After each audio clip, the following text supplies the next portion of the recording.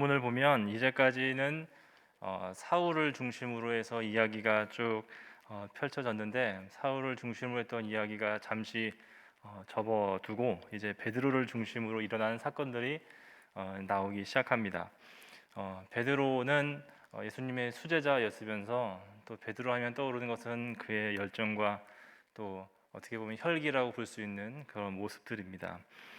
그런데 베드로가 보여주었던 그 열정이 우리 복음서에 보면은 예수님께서 칭찬하시기도 했지만, 사실은 그 열정은 일시적이었습니다. 예수님 돌아가실 때에 예수님을 배반했던 것을 알 수 있고, 그리고 또 베드로를 넘어지게 했던 것이 어떻게 보면 그의 열정이었습니다. 그런데 오늘 말씀을 보면은 이 베드로의 모습이 조금 더 성숙해 보이고, 그리고 더 힘있는 그런 증인의 모습을 우리에게 보여주고 있습니다. 오늘 본문은 베드로가 중풍병자 애니야와 그리고 병으로 죽었던 다비다를 살렸던 그 이야기들이 나와 있습니다. 그리고 이 두 이야기, 이 두 줄거리에서는 이 베드로의 여정과 그리고 베드로가 했던 말과 그의 행동, 그리고 그의 사역의 결과들이 다 한 곳으로 이렇게 몰려 있음을 우리가 볼 수 있습니다. 상황이 다르고 사람들이 다르고 말이 다르지만 다 예수님을 향해서 초점이 모아져 있다는 것입니다. 자, 먼저 베드로는 예루살렘 사방을 다니던 중에 루다라는 지역에 가서 애니야를 만나고, 그리고 사람들의 요청에 의해서 요바로 가서 죽은 다비다를 만나게 됩니다. 오늘 말씀에 보면은 그 거리가 가까웠다라고 하는데, 루다라는 지역은 예루살렘에서 북서쪽으로 약 25마일 정도, 35km 정도 떨어져 있었고, 그리고 요바는 예루살렘으로부터 북서쪽으로 같은 방향으로 35마일 떨어져 있었다고 합니다. 1.6 곱하기 하면은 이 두 도시의 간격이 10마일인데 한 16km 정도 되었다는 것을 우리가 볼 수 있습니다. 멀다고 하면 멀 수 있고, 또 가깝다고 한다면 비교적 가깝다고 할 수 있는 거리였습니다. 아주 멀지 않았기 때문에 사람들이 베드로를 요청할 수 있었고, 또 빨리 다비다를 만날 수 있도록 하나님께서 그 베드로의 여정을 안내해 주신 거죠. 그래서 이 베드로의 그 걸음을 하나님께서 인도하셨다라고 우리가 볼 수 있습니다. 그리고 베드로의 말을 우리가 볼 건데, 베드로가 이 두 이야기에서 딱 한 마디씩만 합니다. 여러 말 할 수 있을 텐데 딱 한 마디씩을 하는데, 그 두 마디 한 마디 한 마디씩이 다 예수님을 향하고 있습니다. 34절과 40절의 내용인데, 우리 34절 말씀을 한번 같이 읽어보도록 하겠습니다. 오늘 본문 34절, 우리 9장 34절 함께 읽겠습니다. 베드로가 이르되 애니야야, 예수 그리스도께서 너를 낫게 하시니 일어나 내 자리를 정돈하라 한대. 네, 우리 34절 보시면 지금 베드로는 그 말의 주어가 예수님이다라고 이야기하고 있습니다. 그리스도께서 너를 낫게 하시니 일어나 내 자리를 정돈하라라고 이야기하고 있습니다. 뭐 다른 여러 가지 말들 했겠지만, 할 수 있었겠지만, 성경은 그가 지금 그리스도께서 너를 낫게 하신다 이 말을 의도적으로 전해 주어서 베드로의 말은 곧 예수님이 전하신 말씀임을 우리에게 알려주고 있습니다. 그리고 두 번째 마디였던 40절도 우리 한번 읽어보도록 하겠습니다. 시작. 베드로가 사람을 다 내보내고 무릎을 꿇고 기도하고 돌이켜 시체를 향하여 이르되 다비다야 일어나라 하니 그가 눈을 떠 베드로를 보고 일어나 앉는지라. 아멘. 자, 죽었던 다비다를 이야기할 때에 다비다야 일어나라라고 말씀하시죠. 자, 이 이야기는 예수님께서 죽었던 소녀를 일으키셨을 때 했던 말을 우리가 떠올릴 수가 있습니다. 아마 이때도 주석을 보니까 베드로가 아람어를 썼을 것이다라고 이야기합니다. 소녀야 일어나라는 아람어로 달리다 쿰이었죠. 근데 여기서 베드로는 뭐라고 말했어요? 다비다 쿰이라고 말한 거죠. 예수님이 했던 말을 거의 그대로 글자 하나 다르게 이야기해서 예수님의 이야기를 기억나게 하고 떠오르게 하는 것을 볼 수가 있습니다. 그리고 이 두 사역, 아픈 사람 중풍병자를 살리고 그리고 죽었던 다비다를 살렸던 두 이야기는 우리는 당연히 예수님을 떠올릴 수 있는 그런 사역입니다. 예수님이 중풍병자 고치셨고 예수님이 죽은 자 살리셨기 때문입니다. 베드로가 분명히 그들을 만났지만 이전에 행하셨던 예수님의 그 발자취를 기억하게 하는 사역이 이 베드로의 사역이었습니다. 여러분, 그래서 아무리 신기한 일이 있었어도 죽은 사람이 낫거나 아니면 중풍병에서 오래 머물렀던 사람이 낫거나 하더라도, 천지가 개벽하더라도 이 기적조차도 예수님을 가리킨다라는 겁니다. 우리가 주목해야 되는 것은 그래서 뭐냐면 기적이 아니라 예수님이죠. 기적은 그저 예수님을 가리키는 그런 시그널일 뿐입니다. 우리가 예수님께 시선이, 우리의 마음이 더 향해져야만 합니다. 자, 그 다음은 베드로의 사역의 결과를 보겠습니다. 베드로는 하나님이 보내신 곳에 있었습니다. 그리고 예수님이 하셨던 말을 했고 예수님이 하신 일을 했습니다. 그리고 그의 말을 통해서 병든 자가 낫고 죽은 자가 살아난 결과가 있었는데 35절과 42절을 보면은 이 일의 결과에 대해서 거의 같은 말을 하는 것을 우리가 볼 수 있습니다. 35절을 보면은 베드로를 통해서 나음받은 애니야를 보면서 그 지방 사람들이 어떻게 됐어요? 죽게 돌아왔습니다. 그리고 42절에도 보면은 죽었다가 살아난 다비다를 보고서 그 지역 요빠 사람들이 다 주를 믿었다라고 고백합니다. 걸음을 인도하신 분도 하나님, 그리고 그의 입에서 나오게 된 말도 예수님의 말, 그의 사역도 예수님, 그리고 그 결과마저도 다 예수님께로 이렇게 모으는 것이 지금 베드로를 통해서 펼쳐지고 진행되어져 있습니다. 자, 그러면 이제 마지막 절이 남아 있는데 43절 보면은 이제 베드로가 요바에 있는 시몬이라 하는 무두장의 집에 머물렀다 하고서 이제 9장이 이제 마무리가 됩니다. 여러분, 이 43절에도 예수님께서 일하시는 흔적이 당연히 있습니다. 왜냐하면 요바에 있는 게 뭐 그렇게 대단한 거냐?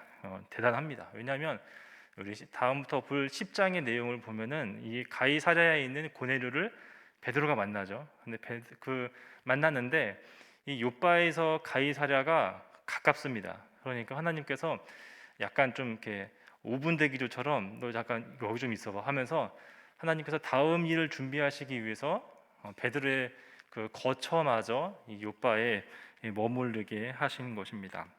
그래서 하나님은 머무름을 통해서도 일하시는 분이십니다. 우리가 아무것도 안 하는 곳에서도 하나님은 일을 하시는 분입니다. 다음 일을 준비하시는 분이 바로 하나님이심을 우리가 알 수 있어요. 그래서 오늘 본문의 내용 전체가 바로 온전히 예수님만 드러내고 있다고 우리는 확인할 수가 있습니다. 베드로가 사방을 다니다가 루다에서 애니야도 만나고, 그리고 자기 힘으로 마치 능력도 행한 것 같아서 베드로가 전면에 나와 있는 것처럼 보이지만 그 속에는 분명히 예수의 이름과 예수의 말과 예수의 행동과 또 예수를 믿게 하는 일들이 나와 있습니다.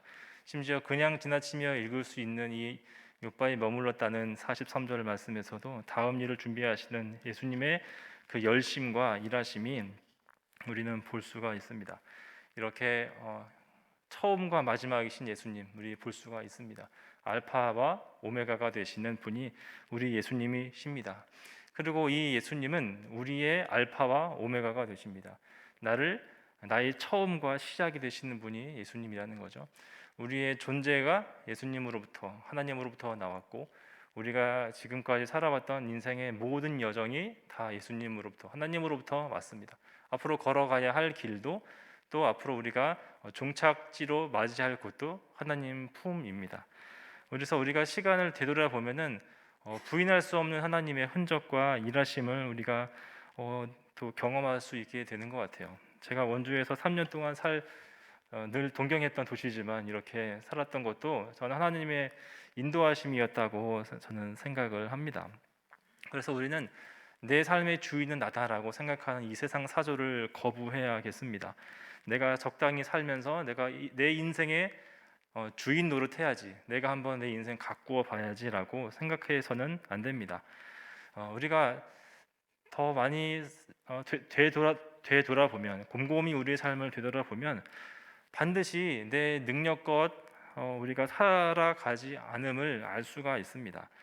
여러분, 그래서 능력보다 때로는 운이 우리의 삶을 이렇게 결정적으로 이렇게 좌지우지하는 것을 보기도 합니다. 노력을 열심히 하지만 결과가 안 좋을 수 있고, 때로는 하나님이 주신 어떤 기회들을 통해서 우리가 좋은 것들을 얻기도 합니다. 또 우리의 삶을 보면 반드시 경험해 봐야만 아는 것들이 많이 있습니다. 계획하면 알겠지, 하나도 맞지 않는 것이 우리의 삶이기 때문에 우리는 나의 능력과 나의 그 삶의 경험들을 신뢰하기보다는 이것들을 다 초월해서 일하시는 그 하나님의 손길과 그 섭리가 정말 우리 머리 위에 있다는 것을 더 인정하게 됩니다. 내 삶의 주인 되셔서 처음이시고 중간이시고 또 마지막이 되시는 우리 그 하나님을 우리가 또 이 말씀을 통해서 기억해 줬으면 좋겠습니다. 그래서 이 말씀을 드리는 것은 제가 여러분들 답답하게 사시라 그런 말이 아니라 하나님 앞에서 겸손하시라는 뜻입니다. 그래서 모든 것의 주인이시며 처음과 마지막이신 우리 예수님 기억하시기 바랍니다. 이렇게 베드로의 이야기 중심에는 그 예수님이 있고, 우리의 이야기에도 예수님이 중심으로 계십니다. 그래서 우리의 삶의 초점을 어디로 해야 될까요? 우리의 삶의 그 초점을 분산시키지 말고 모아야 합니다. 온전히 예수님께로 모아야 합니다. 예수님께로 맞추어야 합니다. 여러분, 시선을 한 곳에 두면, 우리 한번 보세요. 그 앞에 계신 분의 뒤통수를 한번 이렇게 멀뚱히 보세요. 그러면 뒤통수는 예쁘게 잘 보이지만 주변은 잘 안 보이잖아요. 초점을 맞추는 거는 그렇습니다. 우리 예수님 바라보면서 다른 거 잘 못 봐도 괜찮습니다. 예수님을 온전히 바라보는데 지금 눈이 중요한 거지, 이것저것 보면서 신경 다 쓰는 것은 옳지 않습니다. 우리가 예수님께 초점 맞추면 하나님이 우리 삶을 인도해 주심을 우리가 이 시간 다시 한번 더 되새겼으면 좋겠습니다. 우리 삶의 초점을 예수님께로 모은다라는 것을 조금 더 오늘 이제 사도행전 이야기니까 사도행전의 주제에 맞게 생각해 보자면, 저는 이것을 증인의 삶이라고 이야기하고 싶습니다. 내가 예수의 증인되어 사는 것이 우리 인생의 초점을 이렇게 조정하는 것이다라는 거죠. 여러분, 증인은 어떤 사람이죠? 처음 들어보시나요? 증인은 자기 얘기하는 사람이 아닙니다. 증인은 설득하는 사람이 아니에요. 증인은 변호하는 사람도 아니에요. 보고 들은 것을 정직하게 이야기하는 것이 증인이죠.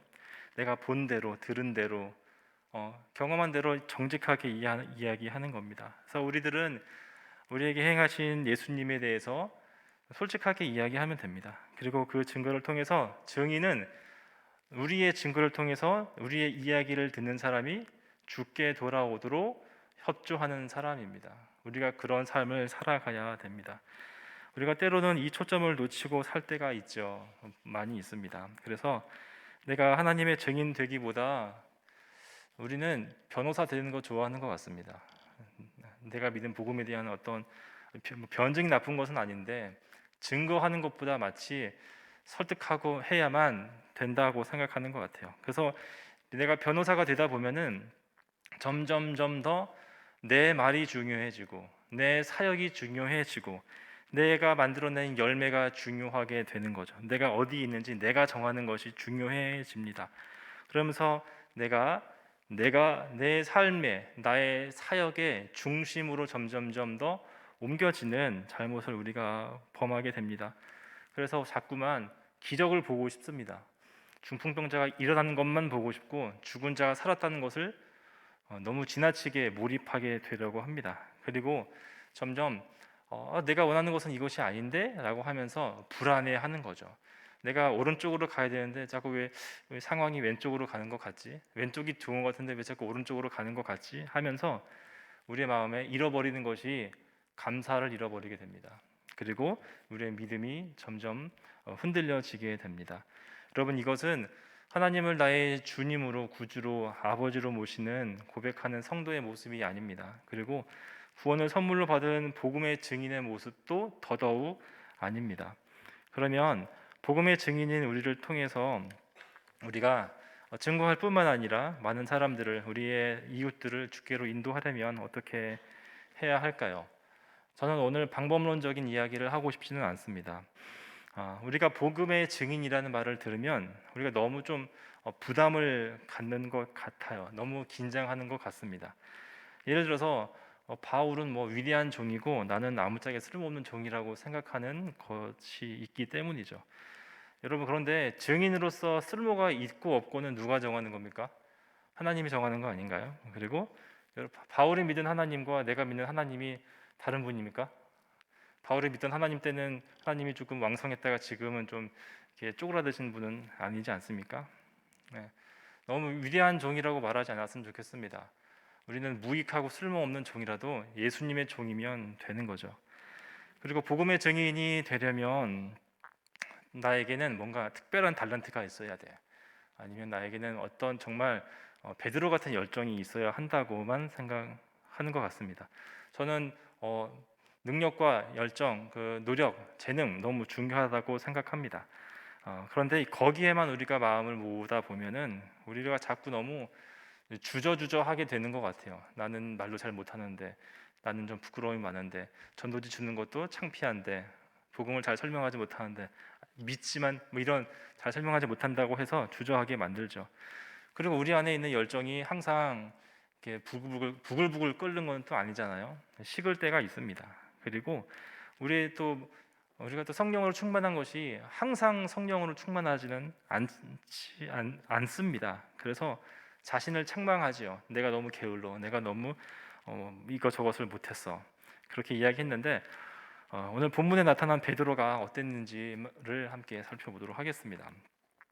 첫 번째는, 여러분, 베드로는 자기가 그 예수님 그렇게 막 으쌰으쌰하면서 따라다닐 때처럼 자기 열정으로 일하지 않았습니다. 그리고 예수님을 배반하고서 나 이제 뭐 떠나겠다, 물고기 잡으러 간다라고 했을 때처럼 구경꾼도 아니었어요.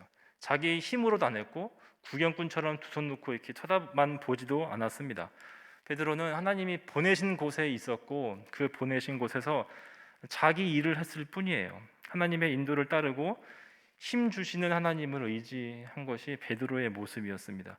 저는 베드로의 모습이 되게 뭐랄까요, 유연하고 되게 강해 보입니다. 열정이 없지 않고 있지만 또 교만하지 않고 겸손하게 자기 일을 하면서 하나님을 드러내기 때문입니다.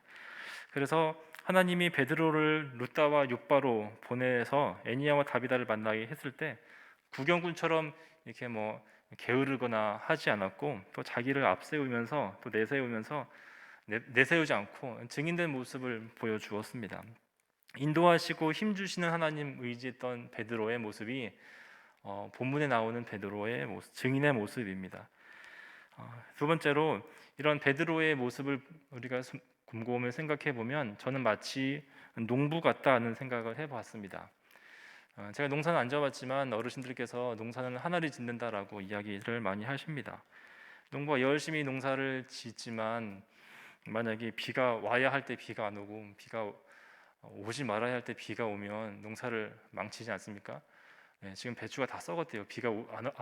오지 말아야 할 때 비가 와서. 그런 걸 보면 하나님의 섭리를 저는 느껴요. 네, 1년 내내 농사가 잘 되다가도 태풍 한 방 맞으면 어떻게 되죠? 그냥 끝나는 거예요. 예. 오늘 땄는데 내일 태풍이 왔다. 그러면은 또 건진 거죠. 그러니까 우리의 수고도 하나님 손 위에 있는 거죠. 농사를 하늘이 짓지만 우리 그렇다고 해서 농사 짓는 농부가 놀지 않잖아요. 밤낮 수고하고 애씁니다. 열매를 맺고 거둘 때까지 수고를 다 합니다. 그리고 하나님께서는 이 수고한 농부에게 열매를 주십니다. 그리고 우리를 증인으로 부르신 하나님은 우리에게 일을 던져놓고서 뒷짐지는 분도 아니고, 우리가 열심히 수고했는데 갑자기 태풍 오게 하셔가지고 아무것도 못 거두게 하시는 분이 아닙니다. 고린도전서에 보면은 우리는 물을 주고 하나님 자라게 하신다고 이야기를 하는 것은 그거는 하나님이 우리와 함께 동역하기를 원하신다라는 뜻이에요. 마치 이거는 하나님과 내가 한 팀이 되어서, 또는 내가 하나님과 붙어 있는 것과 같은 그런 뉘앙스를 우리에게 줍니다. 여러분, 그래서 하나님의 말씀을 전했던 선지자들이 있는데 그들이 하나님 말씀을 받은 대로 잘 전했어요. 근데 그들이 거역하면 하나님이 뭐라고 말씀하셨냐면 넌 나를 거역했다라고 이야기를 하셨죠. 그리고 심지어 사울에게는 예수 믿는 자들 핍박하는 것에 대해서 하나님께서 사울에게 뭐라고 했어요? 너 나를 핍박한다라고 그랬어요. 고린도 후서를 보면은 우리는 그리스도의 향기다, 편지다 이런 말씀을 합니다. 붙어 있죠. 우리와 하나님이. 그리고 고린도전서 1장 21절을 보면은 하나님은 전도에 미련한 것으로 사람들을 구원하기를 기뻐하셨다라고 이야기하고 있어요. 여러분 한번 밖에 나가서 전도지 돌릴 때 전 되게 좀 부끄러움이 많은 성격이라서 훈련 받는다라고 생각하고 나눠줍니다. 근데 마스크도 거절하는 거를 받아볼 때 제가 마음이 더 어려워져요. 막 됐어요라고 말하면서 나도 됐어 뭐 이러고 말하고 싶은데 하나님은 이렇게 미련한 행동을 미련하다고 말씀하지 않으십니다.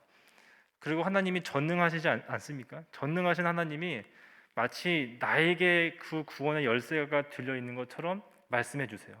네가 하는 그거 네가 생각하기에는 미련하고 쓸모없어 보이지만 내가 너의 그 행동을 기뻐할 뿐만 아니라 하나님의 나라를 너의 손을 통해서 만든다라고 하나님께서 말씀하시기 때문입니다. 그래서 이렇게 하나님은 우리를 하나님의 일에 동참시키시고 사용하시기를 원하십니다. 예수께서 교회의 머리가 되시고 우리가 그의 손과 발이라는 것은 머리만 중요해 그 말이 아니라 함께 일하기를 원하신다는 거죠. 미련하고 더디고 말 안 듣고 하는 우리들이지만 하나님 나라의 손과 발입니다. 너무나 귀한 것이죠. 이렇게 복음은 사람들을 움직입니다. 그래서 사도행전은 곳곳마다 이렇게 약간 반복되는 말들이 있어서 제가 기억을 하고 있는데 사도행전에서 예수님을 막 전할 때 우리는 이 일의 증인이라라고 여러 번 수차례 고백하면서 예수님을 증거합니다. 그렇게 우리는 이 일의 증인이다라고 고백하는 사도들 그리고 초대교회 성도들은 위축되는 모습이 잘 보이지 않습니다. 담대합니다. 그리고 게으르지 않습니다. 누구보다 부지런하고 또 누구보다 겸손합니다. 교만하지 않습니다. 사람들은 자기가 경험한 것이 위대한 것이라면 평생을 노력해서 얻으려고 하고 안 되는 일이라고 할지라도 노력을 합니다. 하물며 하나님의 위대한 은혜를 하나님의 그 크신 은혜를 경험한 우리 더구나 하나님이 우리를 통해서 하나님 나라를 이루신다고 하면 우리는 낙심할 필요도 없고 우리가 게으를 필요도 없겠습니다. 우리의 손은 미련하고 말은 어눌하지만 하나님의 나라는 그런 자들을 통해서 이루심을 꼭 기억하기를 바랍니다.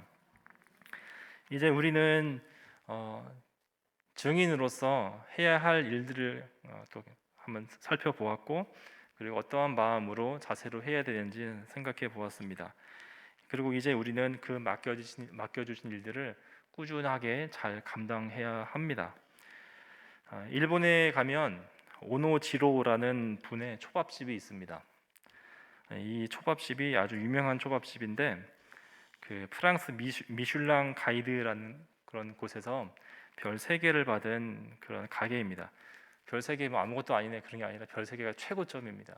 이 별 3개의 의미는 뭐냐면 만약에 당신이 미국에 사는데 오직 그 가게만을 가고 싶으면 그 갈 만한 가치가 있는 곳입니다라는 뜻이랍니다. 지구 반대편에서 그 초밥 한 점 먹기 위해서 비행기 타고 갈 만한 장소다라는 뜻이죠. 그리고 이 가게를 가기 위해서는 그래 한번 가보자 해서 내일 내가 가서 먹고 와야지 이렇게 하면 못 먹고 옵니다. 최소 한 달 전에 예약해야만 하고 또 초밥 2개에 2개인지 1개인지 잘 모르겠는데 최소 가격이 3만 엔이라고 합니다. 30만 원짜리라는 거죠. 제일 싼 게. 계절 메뉴 먹고 싶으면 2배는 더 비싸다고 합니다. 네, 한번 가보고 싶은데.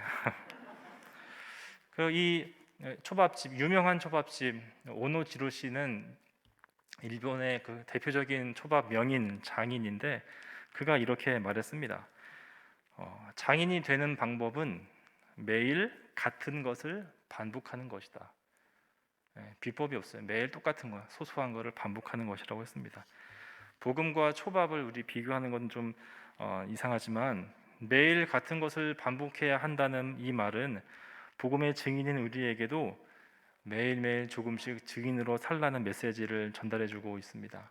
우리가 오늘 함께 나눴던 이 말씀을 통해서 우리가 큰 일 뭐 할 수 없을지라도 작은 일을 우리에게 주셨더라도 실망하거나 포기하거나 또 내 열심과 또 지식을 앞세워서 하나님을 앞서지 말고 베드로처럼 복음의 증인으로서 겸손하고 부지런한 삶을 살아서 하나님이 열매 주실 때의 기쁨으로 거두는 사람들, 또 성실하게 일하시는 하나님, 또 복음의 그 증인으로서 동참할 때에 우리에게 주시는 하나님의 마음과 또 복음의 기쁨을 우리가 많이 누리는 그런 가을날 되시기를 우리 주 예수님의 이름으로 축복합니다.